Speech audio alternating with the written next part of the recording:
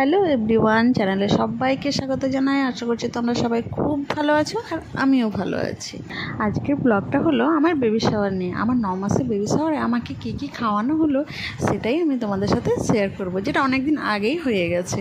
এই বেবি শাওয়ারের অনুষ্ঠান আমার শ্বশুরবাড়িতে হওয়ার কথা ছিল, কিন্তু কিছু প্রবলেমের জন্য আমাকে বাপের বাড়ি আসতে হলো 9 মাসে।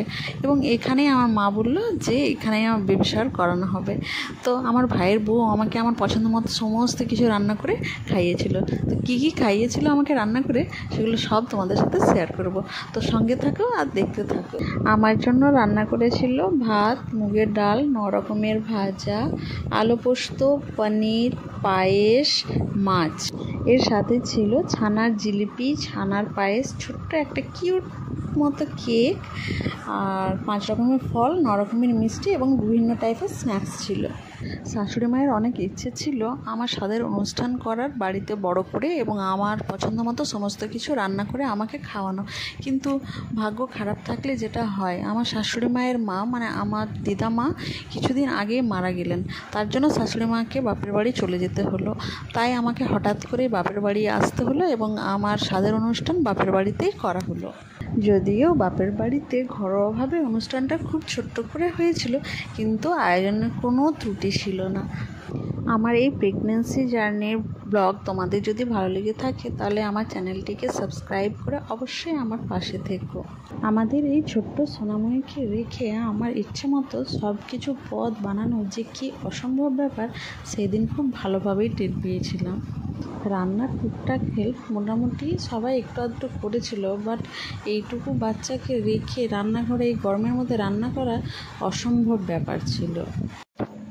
দিনটা বেশ ভালোভাবে কাটালেও বর ছাড়া শ্বশুরবাড়ির আর কেউ পাশে না থাকার জন্য মনটা একটু খারাপ লাগছিল। যদিও আমার শাশুড়ি মা ভিডিও কলে ছিলেন তখন। আমার বেশ কিছু লক্ষণ দেখে আমাদের বাড়ির বড়রা আমাকে বলেছিল যে আমাদের বাড়িতে কি আসতে চলেছে, ছেলে আসতে চলেছে না মেয়ে আসতে চলেছে। তো তারই কিছু লক্ষণ আমি তোমাদের সাথে শেয়ার করব। ফার্স্ট হলো, আমার মর্নিং সিকনেস একদমই ছিল না ডে 1 থেকে। তো মর্নিং সিকনেস থাকলেই সবাই বলে যে মেয়ে হয়, এবং মর্নিং সিকনেস না হলে বলে যে ছেলে হয়।